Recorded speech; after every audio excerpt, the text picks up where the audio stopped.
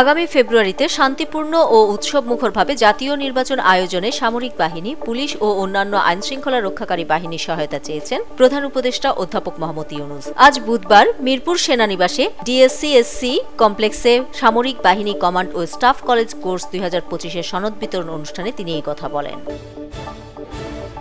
জুলাই বিপ্লব পরবর্তী সরকার জাতির জন্য হাতে হাত ধরার, বুকে বুক মেলানোর সুযোগ এনে দিয়েছে উল্লেখ করে ধর্ম উপদেষ্টা আফম খালিদ হোসেন বলেছেন, এই সুযোগ যদি হাতছাড়া করি আরও 54 বছর অপেক্ষা করতে হবে। বুধবার দুপুরে রাজধানীর শহীদ আবু সাইদ কনভেনশন সেন্টারে হিফজুল কোরআন অ্যাওয়ার্ড অনুষ্ঠানে প্রধান অতিথির বক্তব্যে তিনি এসব কথা বলেন।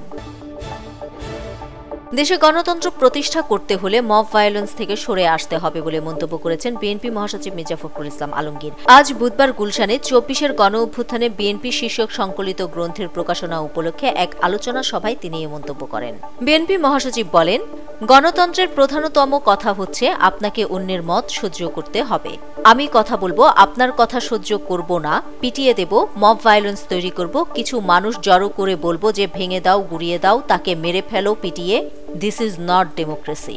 ডেমোক্রেসির মূল কথা হচ্ছে আমি তোমার সঙ্গে একমত না হতে পারি, কিন্তু তোমার মত প্রকাশের যে স্বাধীনতা তাকে আমি আমার জীবন দিয়ে রক্ষা করব। That is democracy. দুর্ভাগ্যক্রমে আমরা এখানে অন্যের মতকে সহ্য করতে চাই না, আমরা তাকে উড়িয়ে দিতে চাই। এই জায়গা থেকে আমাদেরকে সরে আসতে হবে।